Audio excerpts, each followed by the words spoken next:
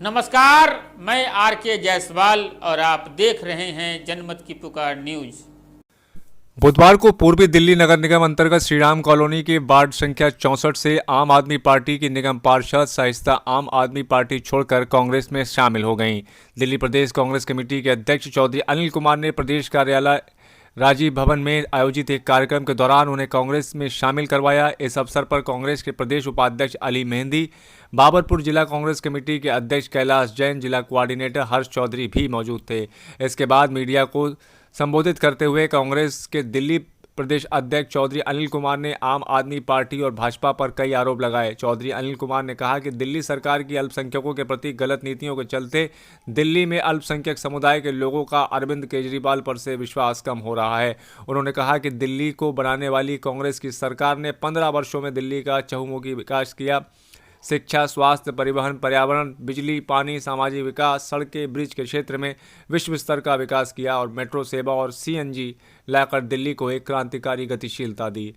कांग्रेस नेता ने कहा कि कोरोना काल में जब दिल्ली वासियों को दिल्ली सरकार और मुख्यमंत्री अरविंद केजरीवाल की अत्यधिक आवश्यकता थी, तब दिल्ली वालों को भगवान भरोसे छोड़कर केजरीवाल घर में छिपकर बैठ गए। चौधरी अनिल कुमार ने कहा कि कांग्रेस ने सत्ता से बाहर रहते हुए भी कोविड काल में दिल्ली वालों की भरपूर सेवा की, जिसमें पका हुआ पौष्टिक भोजन, सूखा राशन, खाने की वस्तुएं, कपड़े, मास्क, सैनिटाइजर, दवाइयां, ऑक्सीजन सहित प्रवासी श्रमिकों को उनके घर भेजने का किराया भी उपलब्ध कराया गया। कोविड में एक व्यक्ति विशेष और एक कौम को बदनाम करने के लिए बयानबाजी देता है। मुझे कोई इसमें शर्मिंदगी नहीं है। मैं और मेरे साथी अली भाई ने खुल के हमने सवाल किए। जैसे मैंने कहा, कोविड पूरे विश्व के अंदर फैल रहा था। उस समय राहुल जी ने आगाह किया था, राहुल जी ने सरकारों को बताया था। इसलिए नहीं कि राहुल जी को कोई अलग से ये कहें कि वो भाजपा से, बल्कि मैं कहना चाहता हूं इस देश से मोहब्बत है। इसीलिए राहुल जी ने राजनीति से उठ के एक पॉजिटिव वे में कहा था कि हमें कोविड को गंभीरता से लेना होगा, नहीं तो ये देश के अंदर गरीब लोगों पे बहुत जुर्म ढाएगा। और आज देखें देश के अंदर जितनी मौतें हुई हैं, मैं समझता हूं देश के प्रधानमंत्री यदि उसको समझ लेते, यदि उसको संज्ञान में लेते, अमेरिका के राष्ट्रपति डोनाल्ड ट्रंप के लिए रेड कारपेट नहीं बिछाते, गरीबों के सामने मकान के सामने दीवार नहीं बनाते, हाउडी मोदी के लिए लाखों लोगों को इकट्ठा नहीं करते, बिहार चुनाव के लिए इंडिया गेट पर लिट्टी चोखा नहीं खाते, तो मैं समझता हूं इस देश का नुकसान बचाया जा सकता था। लेकिन राहुल जी और कांग्रेस पार्टी जब कुछ कहती है तो इन संघियों को ये लगता है कि पता नहीं ये क्या देशद्रोही। माफ करना, कांग्रेस का कार्यकर्ता इस देश को बना करके आया है, इस मुल्क को आजाद करके आज इस देश में रहता है।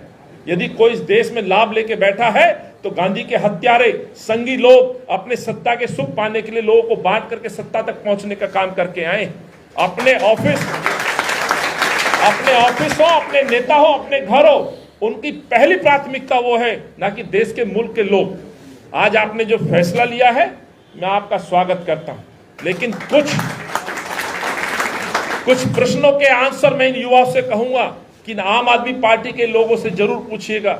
जो पहलवान जी ने बात कही है, नॉर्थ ईस्ट जलती रही, कहां था मुख्यमंत्री? कोविड में लोग मरते रहे, कहां था मुख्यमंत्री? सांसों के लिए लोग तड़पते रहे, कहां था मुख्यमंत्री? सांसों के साथ साथ राशन के लिए भूख से परेशान होते रहे, कहां था मुख्यमंत्री? और मुख्यमंत्री का मरकज और तबलीगी जमात को जिस तरह से बदनाम करने का काम किया, माफ करिएगा, हर धर्म के अपने साधु संत, जैसे मैंने हिंदू समाज में जन्म लिया, मैं जानता हूं उनका महत्व। इसलिए तबलीगी जमात और मरकज का क्या महत्व है मैं तो जानता हूं, लेकिन जनता के सामने जो आपने तस्वीर प्रस्तुत की है, माफ करिएगा, ये धर्म के लोग आपको माफ करने वाले नहीं। जितने लोग यहां बैठे हैं गैर मुस्लिमों से मैं पूछना चाहता हूं, शायद कोई तबलीगी जमात को पहले जानता हो, मरकज को जानता हो, लेकिन अपने आश्रमों को जानते हैं, अपने साधु संतों को जानते हैं, अपने धार्मिक लोगों को जानते हैं। वैसे हमारे मुसलमान भाई तबलीगी जमात को जानते हैं कि उनका मकसद क्या होता है, ना कि उनको आज कोरोना बम के नाम से जाना जाए। ये किसने नाम दिया? किसने कहा मरकज को जैसे कि वह बम बनाने की फैक्ट्री हो? और ऊपर से उसका बयान कि मैं पुलिस के कमिश्नर को आदेश दूंगा।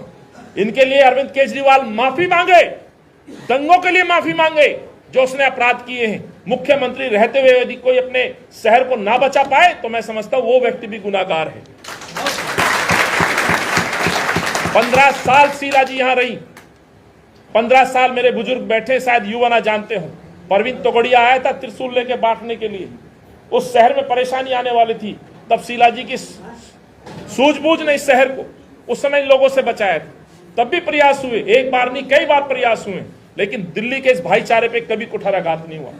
ये तो मैंने बात की मुसलमान भाइयों की। अरविंद केजरीवाल का अपना विभाग चर्च तोड़ता है, मेहरौली के अंदर चर्च को डेमोलिश करता है और गोवा में जाके कहता है कि मेरे किसी कर्मचारी का हाथ नहीं है।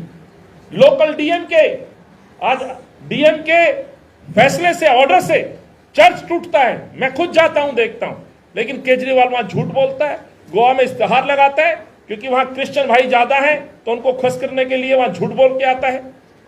चांदनी चौक के अंदर हनुमान मंदिर की तस्वीर टूटती है, फिर वहां पॉलिटिक्स करता है। तो धर्म का जो ठेका लेने वाले जो लोग हैं, उनको मैं कहना चाहता हूं, आप एक बार सत्ता तक जरूर पहुंच सकते हो धर्म का सहारा लेके, लेकिन अंत में आपको जवाब देना पड़ेगा। इस देश को आपने दिया क्या, इस शहर को आपने दिया क्या, भाईचारे पे कुठाराघात आपने करा क्यों? ये तमाम प्रश्न है साथियों, जिनके जवाब मेरे नेता, इस देश के नेता, इस पार्टी के नेता राहुल गांधी जी बार बार मोदी जी से पूछते हैं, और दिल्ली के अंदर अरविंद केजरीवाल से कांग्रेस का एक एक कार्यकर्ता पूछता है। तो अंत में यही कहते हुए, बातें बहुत थी। नमस्कार, मैं आरके जायसवाल और आप देख रहे हैं जनमत की पुकार न्यूज। अगर आप जनमत की पुकार को यूट्यूब चैनल पर देख रहे हैं तो कृपया चैनल को सब्सक्राइब कर लें, या फेसबुक पर देख रहे हैं तो पेज को लाइक करें, फॉलो करें।